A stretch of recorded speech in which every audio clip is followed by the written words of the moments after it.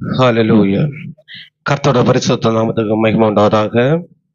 இந்த வேளையிலும் நாம் வாசிக்கும்படியாக தெரிந்து கொண்ட வேத பகுதி 2 நாளாகமம் 16ஆம் அதிகாரம் 9வது வசனம். தம்மை பற்றி உத்தம இருதயத்தோடு இருக்கிறவர்களுக்கு தம்முடைய வல்லமையை விளங்க பண்ணும்படி கர்த்தருடைய கண்கள் பூமி எங்கும் உலாவிக் கொண்டிருக்கிறது. இந்த விஷயத்தில் போதும். அந்த வேத வசனம் என்ன சொல்லுண்டா, தம்மை பற்றி உத்தம இருதயத்தோடு இருக்கிறவர்களுக்கு தம்முடைய வல்லமையை விளங்க பண்ணும்படி கர்த்தருடைய கண்கள் பூமி எங்கே உலாவிக் கொண்டிருக்கிறது என்று வசனம் சொல்லுகிறது. ஆண்டோட கண்கள் என்ன செய்கிறச்சுன்னா பூமி எங்கும் உலாவிக் கொண்டிருக்கிறது. ஆரெல்லாம் என்ன தம்மை பற்றி உத்தமமாக இருக்கிறார்கள், ஆரெல்லாம் ஆண்டவரை உத்தமமாக பின்பற்றுகிறார்கள் என்பதை பார்த்து அவர்களுக்கு தம்முடைய வல்லமையை விளங்க பண்ணும்படி ஆண்டவர் என்ன செய்கிறாச்சுன்னா பூமி எங்க அவருடைய கண்கள் உலாவிக் கொண்டிருக்கிறது என்று வசனம் சொல்லுகிறது. இந்த வசனத்தை பார்க்கும்போது கர்த்தர் என்ன செய்யறா, அந்த உத்தம இருதயத்துல பிரியப்படுகிற தெய்வமாக இருக்கிறார். ஒரு உத்தமமாக வாழுகிற ஜனங்கள் மேல் ஆண்டவர் என்ன செய்கிறார்னா பிரியம் வைக்கிறார். ஆபிரகாம்ங்கிற ஒரு மனுஷனை பாருங்கள். ஆபிரகாம்ங்கிற ஒரு மனுஷனை ஆண்டவர் தெரிந்து கொள்கிறாரு. அவரை அழைத்து கொண்டு வந்து என்ன செய்கிறாச்சுன்னா ஒரு தேசத்தை காண்பித்து கொடுத்து, நீ என்ன செய், இந்த தேசத்தை எல்லாம் உனக்கு தருவேன் சொல்லி வாக்குத்தத்தம் பண்ணுகிறாரு. வாக்குத்தத்தம் பண்ண தேவன் என்ன செய்யறாச்சுன்னா ஆபிரகாமுக்கு ஒரு 99 வயது ஆகும் போது அவனுக்கு என்ன செய்யணும்னா மறுபடியும் ஆண்டவர் தரிசனமாகி அவன்கிட்ட என்ன சொல்லுகிறாச்சுன்னா ஆதியாகமம் 17ஆம் அதிகாரம் 1ஆம் வசனம் வாசியுங்கள். ஆதியாகமம் 17:1. ஆபிரகாம் 99 வயதான போது கர்த்தர் ஆபிரகாமுக்கு தரிசனமாகி, நான் சர்வ வல்லமை உள்ள தேவன், நீ எனக்கு முன்பாக நடந்து கொண்டு உத்தமனா இரு. ஆண்டவர் ஒரு வார்த்தை சொல்லுகிறாரு, என்ன செய், நான் சர்வ வல்லமை உள்ள தேவன். இந்த மனுஷன் நினைக்கிற பொறுத்த தெய்வம் இல்ல, நான் சர்வ வல்லமை உள்ள தேவன், வானத்து கும்பமுக்கு சர்வ அதிகாரம் படைத்த சர்வ வல்லமை உள்ள தேவனாக இருக்கிறேன். நீ என்ன செய், எனக்கு முன்பாக நடந்து கொண்டு உத்தமனா இரு என்று சொல்லி ஆபிரகாமுக்கு என்ன செய்கிறாச்சுன்னா ஆண்டவர் சொல்லுகிறார். ஆபிரகாம் ஆண்டோட வார்த்தை கேட்ட உடனே என்ன செய்கிறாச்சுன்னா தேவனுக்கு பின்பு ஒரு உத்தமனாக வாழுகிறத பார்க்கிறோம். அவன் ஒரு உத்தமனாக வாழுகிறான், ஆண்டவருக்கு பிரியமாக வாழுகிறான். அப்படி இருக்கின்ற நாட்கள் என்ன செஞ்சா அந்த கேரரு ராஜாவுக்கு அபிமெலேக் என்கிற ஒரு ராஜாவுக்கு பயந்து என்ன செய்கிறாச்சுன்னா தன்னுடைய மனைவிய இவ என் சகோதரி என்று சொல்லுகிறான். செல்லும் பொழுது என்ன செய்யறா, அந்த ராஜா அந்த அவனோட மனைவியை என்ன செய்யறா தனக்கு மனைவியாக எடுத்துக் கொள்ளும் போது அவன் என்ன செய்யறான், ஒரு என்ன கொன்று என்னோட மனைவியை எடுத்து போடுவான்னு அந்த பயத்துல ஆபிரகாம் என்ன செய்கிறாச்சுன்னா அந்த இவ என்னோட சகோதரி என்று சொல்லுகிற பார்க்கிறோம். அப்படி செல்லும் இடங்கள்ல என்ன செய்யறா, இவன் தேவனுக்கு பிரியமாக உத்தமன வாழ்ந்ததுனால அந்த பயத்தை நீக்கி என்ன செய்கிறாச்சுன்னா ஆண்டவர் அவரை அதுல விடுவிக்கிறத பார்க்கிறோம். ஆதியாகமம் 20ஆம் அதிகாரம் 3ஆம் வசனம் வாசியுங்கள்.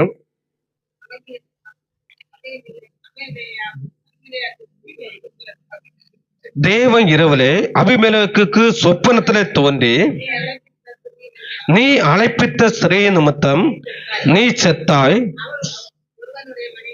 அவள் ஒருவனுடைய மனைவியா இருக்கிறாளே என்றார். அங்க செல்லுகிறார் ஆண்டவர். பாருங்கள், ஆபிரகாமுக்கு ஒரு ராஜாவுக்கு கூட என்ன செய்ய விட முடியாது, யுத்தம் பண்ண முடியாது. கர்த்தரை என்ன செய்கிறாச்சுன்னா அவனுக்கு பாதுகாப்பாக இறங்கினதை பார்க்கிறோம். ஆண்டவர் என்ன செய்கிறாச்சுன்னா அந்த ராஜாவோடு இடப்படுகிறாரு.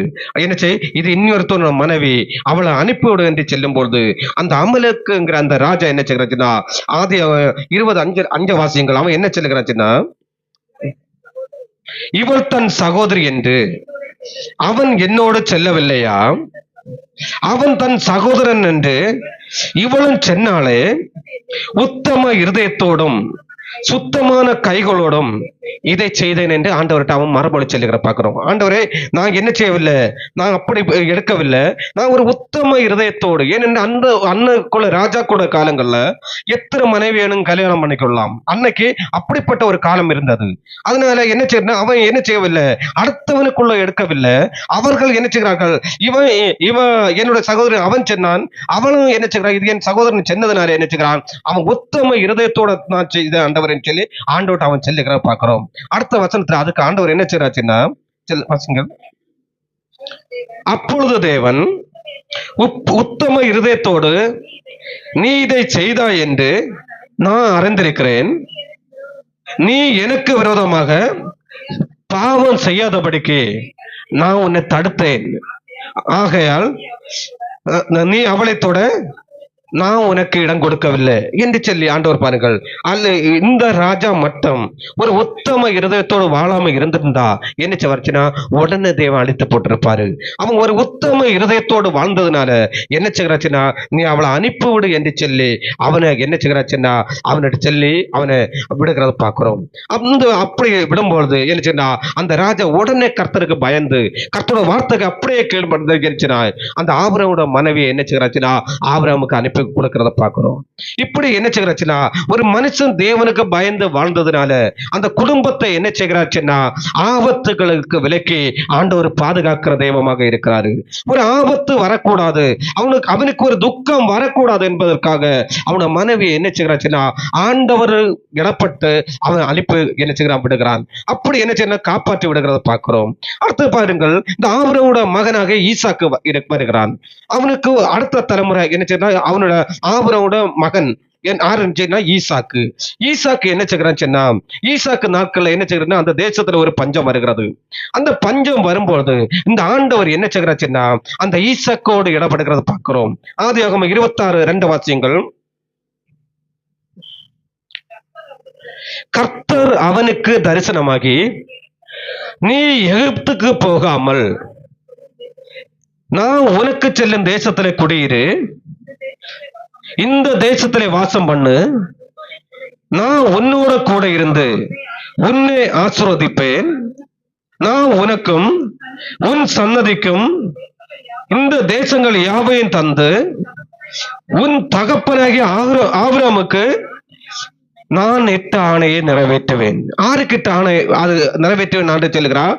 நீ என்ன செய்ய, நீ உடனே என்ன செய்ய, எகிப்துக்கு ஒன்று ஓடி போக வேண்டாம், நீ என்ன இந்த தேசத்துல குடியிரு, நான் என்ன செய்வேன் உன்னை ஆசீர்வதித்து உன் தகப்பனுக்கு நான் இட்ட ஆணையை என்ன செய்வேன் நிறைவேற்றுவேன் சொல்லி என்ன செய்கிறான் சொன்னா இந்த ஈசாக்கோடு ஆபிரகாமுக்கு பிள்ளையோடு ஆண்டவர் பேசுகிறத பார்க்கிறோம். நீ என்ன செய், என்னுடைய வார்த்தையை கேள்படி, நீ என்ன செய், நான் செல்லிய போல நீ மௌனமாயிரு என்று சொன்ன உடனே அவன் பாருங்கள் ஆண்டோட வார்த்தைக்கு கீழ்ப்படிந்து அந்த தேசத்துல இருக்கிறான். அந்த தேசத்துல இருந்து அந்த பஞ்ச காலத்துல ஆண்டோட வார்த்தைக்கு கீழ்ப்படிந்து அந்த தேசத்துல விதைக்கிறான். அவன் விதைக்கும் போது ஆண்டவர் சின்ன 100 மடங்கு பலனை அவனுக்கு கொடுக்கிறான். அந்த 12 வசனத்தை ஒரு வாசிங்கள். ஈசாக்கு அந்த தேசத்துல விதைத்தான். கர்த்தர் அவனை ஆசீர்வதித்ததுனால அந்த வருஷத்தை 100 மடங்கு பலன் பெற்றான் பார்க்கிறோம். பலன் அடைந்த பாருங்கள் 100 மடங்கு. நாம் இன்றைக்கு 1 விதைச்சா 1 மடங்கு கூட பலன் கிடைக்கும். ஆனா பாருங்கள் ஈசாக்கு கர்த்தரோட வார்த்தையை கீழ்ப்படிந்து தகப்பனை ஆசீர்வதித்த தேவன், தகப்பனை நீ எனக்கு முன்பாக உத்தமன இரு என்று சொல்லி இருந்த அந்த தகப்பனுடைய ஆசீர்வாதம் என்ன செய்கிறீங்க அந்த பிள்ளைக்கு வருகிறத பார்க்கிறோம். ஈசாக்கு பாருங்கள் அந்த தகப்பனுடைய ஆசீர்வாதம் ஈசாக்கு வருகிறது. அடுத்து ஈசாக்கு கழிந்து என்ன செய்கிறேன்னா ஈசாக்குக்கு அடுத்த பிள்ளை பிறக்கிறது. அந்த பிள்ளைக்கு பேரு யாக்கோபு. யாக்கோபு வருங்கள், யாக்கோபு ஏசு என்கிற 2 பிள்ளை அவனை பிறக்கிறது. அதுல ஆண்டவர் என்ன செய்யறா யாக்கோபை தனக்குன்னு தெரிந்திருக்கிறாரு. யாக்கோபு என்ன செய்யறா முதலாவது அந்த தன்னுடைய மாமனாருக்கு வீட்டுல போய் என்ன செய்யறாச்சுன்னா 14 வருஷம் தன்னுடைய மனைவிகளுக்காக வேலை செய்கிறான். 7 வருஷம் என்ன செய்யறாச்சுன்னா தன்னுடைய பிள்ளைகள் தன்னுடைய மனைவிக்காக என்ன செய்கிறாங்க வேலை செய்கிறாங்க. வேலை செய்து என்ன செய்கிறாச்சுன்னா அவன் அந்த இடத்துல இருந்து தேவ உத்தரவோடு அவன் திரும்பி வரும்போது அவனோட மாமன் என்ன செய்கிறாச்சுன்னா இவனை அழித்து போடுவதற்கு இவனை என்ன செய்ய வேண்டும், இவனை இதெல்லாம் 10 முறை இவனுடைய சம்பளத்தை மாற்றுவான். எப்படியாவது என்ன செய்யணும்னா அவ்வளவு தூரம் இவனுக்கு நெருக்கம் வந்த இடங்கள்ல எல்லாம் ஆண்டவர் இவனுடைய வாழ்க்கையில இடப்பட்டு என்ன செய்கிறாச்சுன்னா இவனுக்கு உறுதுணையாக என்று என்ன செய்கிறாச்சுன்னா இந்த ஆபிரகாம் நிமித்தம் இந்த யாக்கோபு ஆசீர்வதிக்கிறாரு. ஆசீர்வதித்து ஆதியாகமம் 31:29 வாசியுங்கள். ஆதியாகமம் 31:29. உங்களுக்கு பொல்லாப்பு செய்ய எனக்கு வல்லமை உண்டு, ஆகிலும் உங்கள் தகப்பனுடைய தேவன் நீ யாக்கோபோடு நன்மையை அன்றி தீமை ஒன்றும் பேசாதபடி எச்சரிக்கையா இரு என்று சொல்லி ஆண்டவர் தடுக்கிறாரு. இவன் என்ன செய்கிறான்னு சொன்னா, தன்னுடைய வேலை செஞ்ச அந்த எல்லாத்தையும் கொண்டு தன்னோட பிள்ளைகள் ஆடு மாடுகளோடு அவன் வருகிறான். இந்த லாமன் அந்த அவனோட மாமன் என்ன செய்கிறான், அவனுக்கு பொல்லாப்பு செய்யும்படியாக அவன் தன்னுடைய சொந்த வண்ணங்கள் படைகளோடு வருகிறான். அப்பொழுதுதான் பாருங்கள், இந்த ஆபிரகாம் தேவனுக்கு பயந்து தேவனுக்கு பிரியமாக உத்தமா வாழ்ந்ததுனால என்ன செஞ்சா, ஆண்டவரை இந்த யாக்கோபோடு லாபனோடு அந்த யாக்கோவோட மாமனோடு பேசுகிறத பார்க்கிறோம். நீ என்ன செய், உனக்கு பொல்லாப்பு செய்ய வல்லமை இருக்கிறது உண்மைதான், ஆனா நீ என்ன செய், அவனோடு தீமை ஒன்று செய்யாதபடி எச்சரிக்கையாருன்னு சொல்லிட்டு ஆண்டவர் அவனை எச்சரிக்கிற பார்க்கிறோம். ஆண்டவர் அவனை எச்சரித்து அவனை காப்பாற்றி என்ன செய்கிறாச்சுன்னா அவனை கொண்டு வருகிறார்.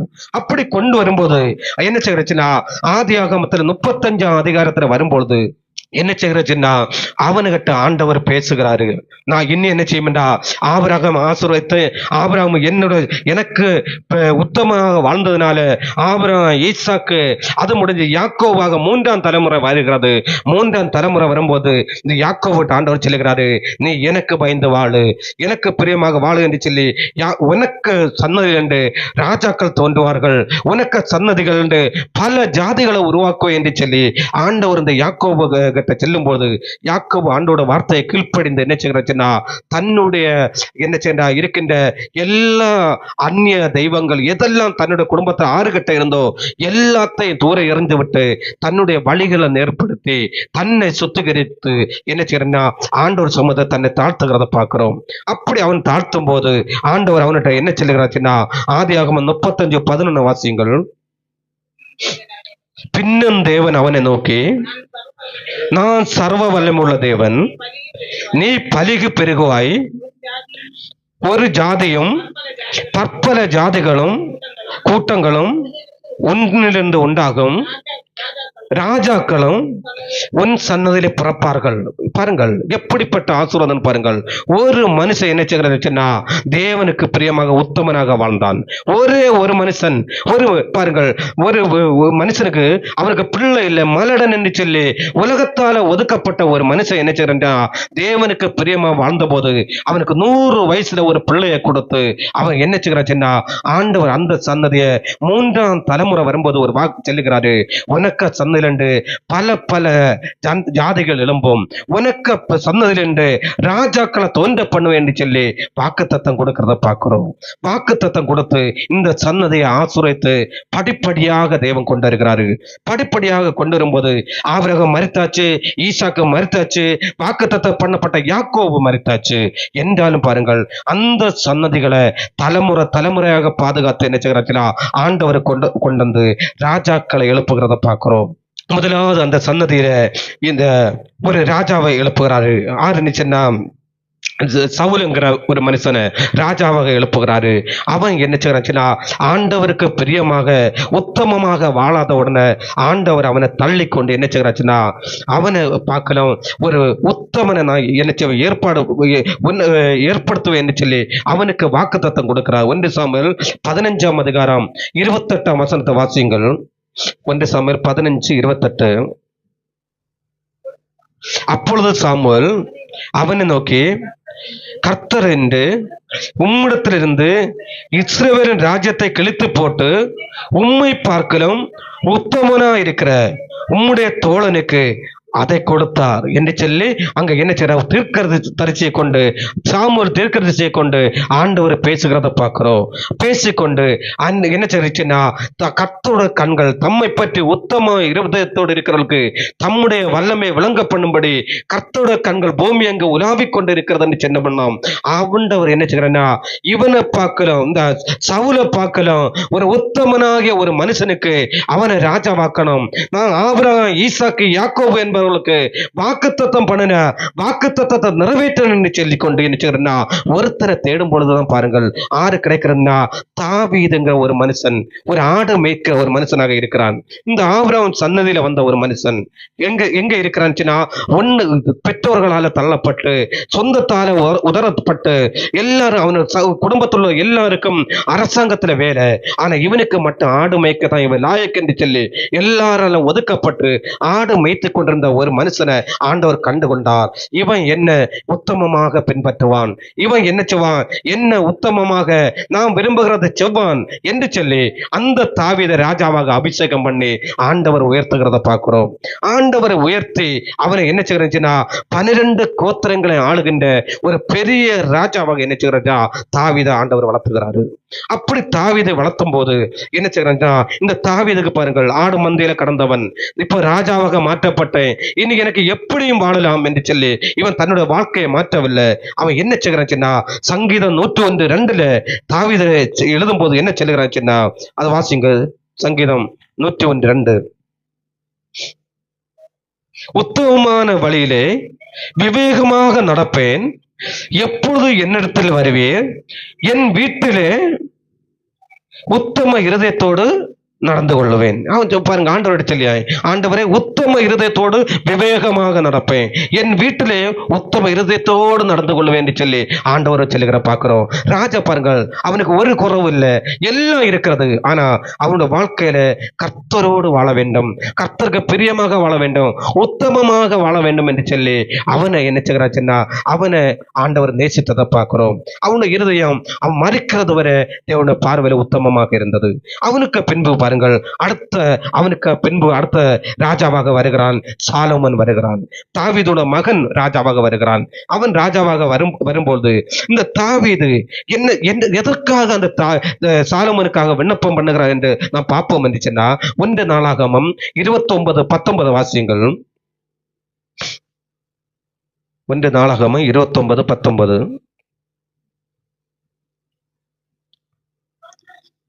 என் குமாரனாக சாலமோன், உம்முடைய கற்பனைகளையும் உம்முடைய சாட்சிகளையும் உம்முடைய கட்டளையும் கைக்கொள்ளும்படிக்கு இவங்க எல்லாவற்றையும் செய்து நான் ஆயத்தம் பண்ணின இந்த அரண்மனையை கட்டும்படிக்கும் அவனுக்கு உத்தம இருதயத்தை தந்தரலும் என்று சொல்லி இந்த தாவீது விண்ணப்பம் பண்ணுகிற பார்க்கிறோம். ஆண்டவரே, அவனுக்கு வேற ஒண்ணும் கொடுக்க வேண்டாம், உம்மை பின்பற்றக்குள்ள ஒரு உத்தம இருதயத்தை கொடும் என்று சொல்லி என்ன செய்கிறாச்சுன்னா ஆண்டவர்கிட்ட அவன் விண்ணப்பம் பண்ணுகிறான்.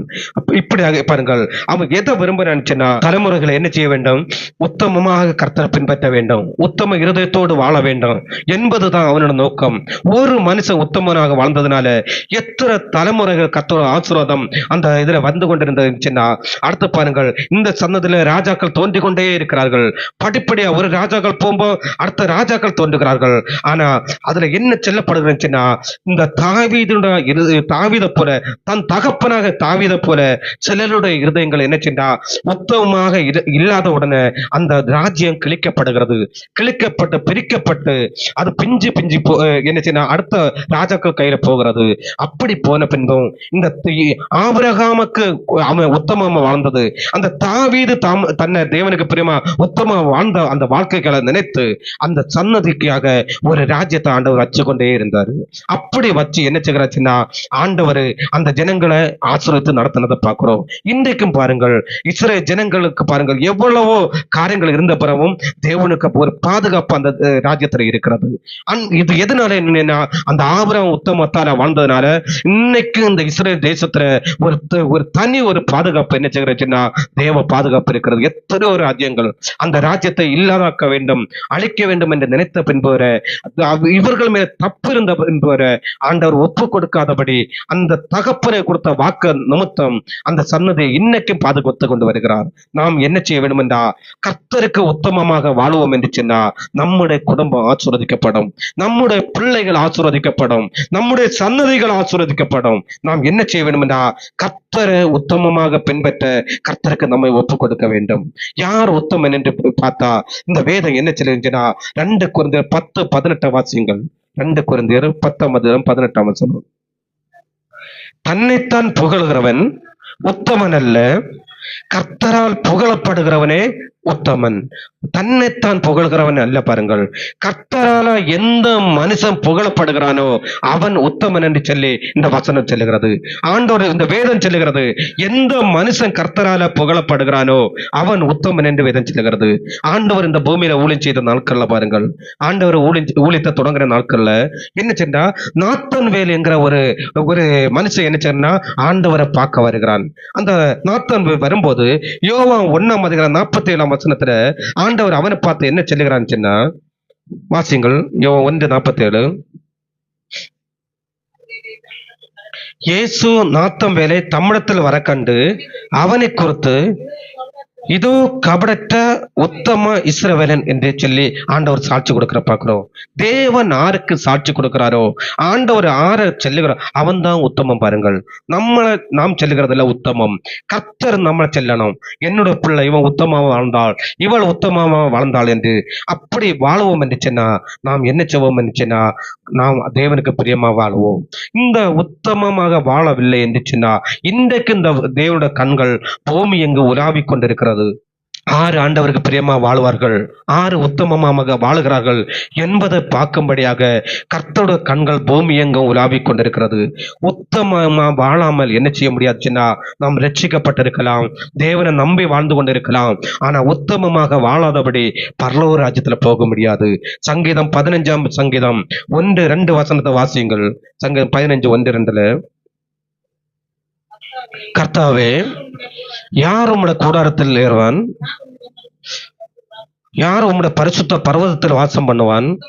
உத்தமனாய் நடந்து நீதியை நடப்பித்து மனதார சத்தியத்தை பேசுகிறோம் தானே என்று அங்க பாருங்கள். அதுல யார் கர்த்தருடைய பர்வதத்தில் ஏறுவான், யார் கர்த்தருடைய பர்வதத்தில் அவரோடு வாசம் பண்ணுவான் என்று சொல்லப்படுகிறது. முதல் வார்த்தை சொல்லுகிறது, யார் உத்தமமா வாழுகிறானோ. உத்தமமா வாழுகிறவர்கள் என்ன செய்வார்கள்? தேவனுடைய ராஜ்யத்துல என்ன செய்வார்கள்? வாசம் பண்ணுவார்கள். இந்த பூமியில பாருங்கள், தேவ இந்த ஆபிரகாமின் சன்னதியை ஆசுரைத்து இந்த ஜனங்களுக்கு ஒரு தேசத்தை வாக்குத்தத்தம் பண்ணி, அந்த தேசத்துல பாருங்கள், அந்த ஜனங்களை கொண்டு வந்து சேர்க்கும்படியாக, அந்த ஜனங்கள் 400 வருஷம் எகிப்தில் அடிமையா இருக்கிறார்கள். அந்த ஜனங்களை என்ன செய்ய வேண்டும் என்றா, இந்த பாலும் தேனும் ஓடுகிற அந்த கானான் தேசத்துக்குள்ள கொண்டு வந்து சேர்க்க வேண்டும் என்று சொல்லி என்ன செய்கிறாச்சுன்னா, ஒரு மோசேயை அனுப்பி என்ன செய்கிறா, அந்த ஜனங்களை மீட்டு கொண்டு வருகிறா. ஒரு சுமார் 30 லட்சம் ஜனங்கள், 6 லட்சம் 20 வயசுக்கு மேலுள்ள புருஷர்கள் மட்டும் 6 லட்சம் பேர் என்ன செய்தார்கள்? அந்த எகிப்திலிருந்து இந்த கானான் தேசத்துக்கு திரும்பினார்கள். இந்த கானான் தேசத்துக்கு திரும்பி வந்து இருக்கும்போது என்ன செஞ்சா, இந்த தேவனை உத்தமமாக பின்பற்றாத ஒரே காரணத்தினால இந்த 6 லட்சம் புருஷர்ல 2 பேர் உத்தமமா பின்பற்றினவர்கள் மட்டும் இந்த வாக்குத்தத்தம் பண்ணப்பட்ட இந்த கானான் தேசத்தோடு வந்து சேர்ந்தார்கள். என்னாகும் 32ஆம் அதிகாரத்துல நாம் வாசிப்போம் என்றுச்சுன்னா, அதுக்கு விவரமாக என்ன செய்யறா, அது எழுதப்பட்டிருக்கிறது. அந்த ஆண்டவரை உண்மையோடு உத்தமத்தோடு பின்பற்றின காலேப்பு, யோசுவா என்கிற 2 பேரை தவிர எல்லாரும் என்ன செய்கிறாச்சுன்னா, வழியில அழிக்கப்பட்டு என்ன செய்யா, அவரோட பிள்ளைகள் வந்தார்கள். ஆனா என்ன செய்யவில்லைன்னா, இந்த 6 லட்சம் புருஷர்ல 2 பேர் தான் அந்த பூமியில வாக்குத்தத்தம் பண்ண ஒரு கானான் தேசத்துக்குள்ள பிரவேசித்தார்கள். அந்த என்ன 32:11 வாசியங்கள். உத்தமமாக என்னை பின்பற்றின கிரேச்சனான எப்ரோயின் குமாரன் காலேப்பும் நூனின் குமாரன் யோசுவாவும் தவிர எகிப்திலிருந்து வந்தவர்களில் 20 வயது முதல் அதற்கு மேற்பட்ட மனிதர்களில் ஒருவனும் என்னை உத்தமமாக பின்பற்றாதபடியால் அவர்களை நான் ஆபிரகாமுக்கும் ஈசாக்குக்கும் யாக்கோபுக்கும் ஆணையிட்டு கொடுத்த தாயசத்தை காண்பதில்லை என்று சொல்லி ஆணையிட்டு இருக்கிறேன். அடுத்த வசனம். அப்படியே கர்த்தருடைய கோபம் இஸ்ரவேல் மேல் மூண்டது.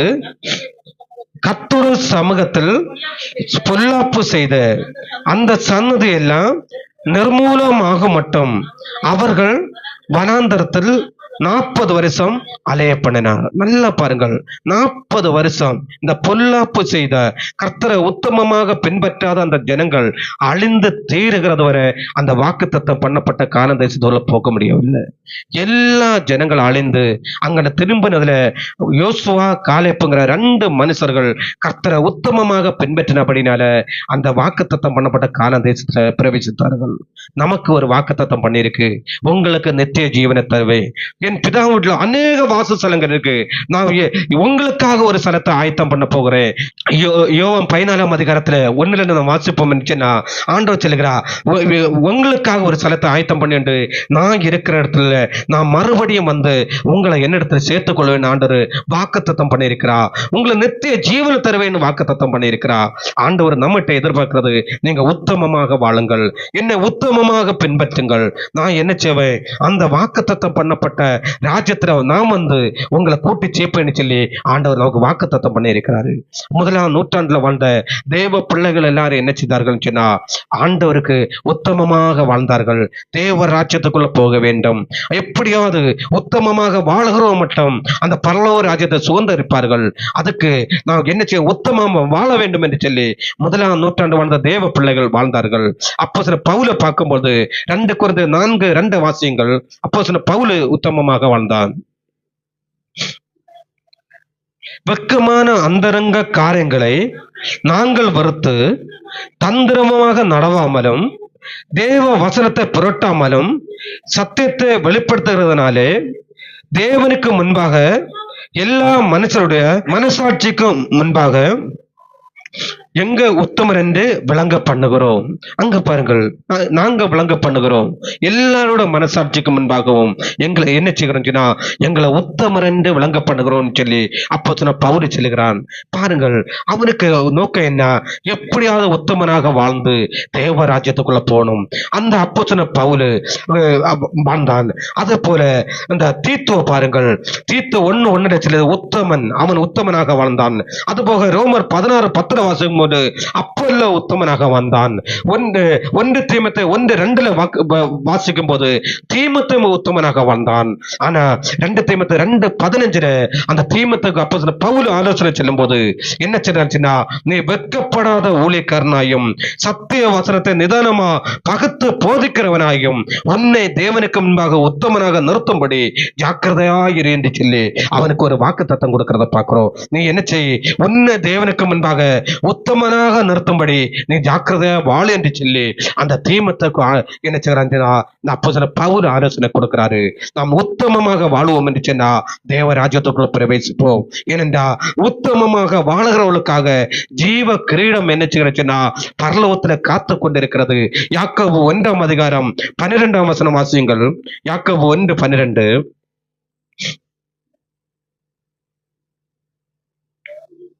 சோதனையை சகிக்கிற மனுஷன் பாக்கியவான், அவன் உத்தமன் என்று விளங்கின பின்பு கர்த்தர் தம்மிடத்தில் அன்பு கூறுவர்களுக்கு வாக்குத்தத்தம் பண்ணின ஜீவ கிரீடத்தை பெறுவான். பாருங்கள், அவன் உத்தமன் என்று விளங்கின பின்புதான் சோதனை வரலாம், நமக்கு சோதனைகள் இருக்கலாம், வியாதிகள் இருக்கலாம், என்ன இருந்தாலும் தேவனை முறமுறுக்காதபடி ஒரு உத்தமனாக நாம் வாழ்வோம் சொன்னா நம்ம என்ன சொன்னா நமக்கு ஜீவ கிரீடம் இருக்கிறது, நமக்காக பரலோக ராஜ்யம் இருக்கிறது. அது மட்டுமல்ல, நம்முடைய சன்னதியை தேவன் என்ன செய்வார்ச்சுன்னா அப்படியே கைவிட மாட்டாரு, கண்டிப்பாக ஆசீர்வதிப்பாரு. ஏனென்றா நம்முடைய வாழ்க்கையில நாம் என்ன செய்ய வேண்டும் என்றா, எதை சம்பாதி வைக்கிறோமோ அது முக்கியம் இல்லை, ஆனா ஒரு உத்தமனாக ஒரு வாழ்க்கை வாழ்ந்து கர்த்தருக்கு பிரியமா வாழ்ந்து இந்த பூமியை விட்டு கடந்து செல்வோம் என்று சொன்னா நமக்காக தேவன் ஒரு நல்ல ஒரு ராஜ்யத்தை வைத்திருக்கிறாரு, நமக்காக ஜீவ கிரீடம் வைத்திருக்கிறாரு. முதலாம் பாருங்கள், இந்த உலகம் பாவத்தினால நிறந்து இந்த உலகத்தை தேவன் தண்ணீரினால அழித்த போது என்ன செஞ்சா, அந்த நாட்கள்ல நோவா என்கிற ஒரு மனுஷன் என்ன செஞ்சான், உத்தமனாக வாழ்ந்தான்.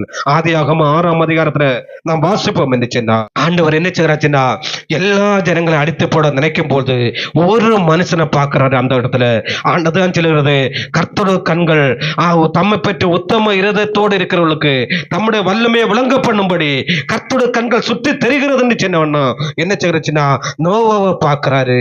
அவன் ஒரு உத்தமனாக இருந்தான். ஆதியாகமம் 6ஆம் அதிகாரம் 9ஆம் வசனத்தை வாசியுங்கள். நோவாவும் வம்சம் வரலாறு.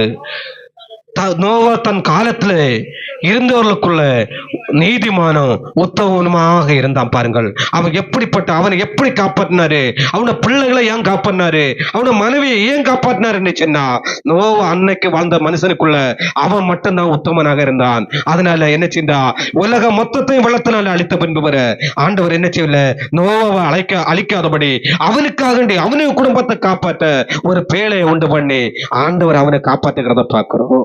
நாம் இந்த வேளையில கர்த்தரோட கருத்துல நம்மளை ஒப்பு கொடுத்து ஆண்டவர் ஆண்டவரே எனக்கு இந்த உத்தமமாக வாழக்குள்ள கிருபையில தாரு ஆண்டவரே, நான் உமக்கு பிரியமான ஒரு உத்தமனாக வாழுவேன் ஆண்டவரே என்று சொல்லி ஆண்டோட கரத்துல நம்ம ஒப்பு கொடுப்போமா?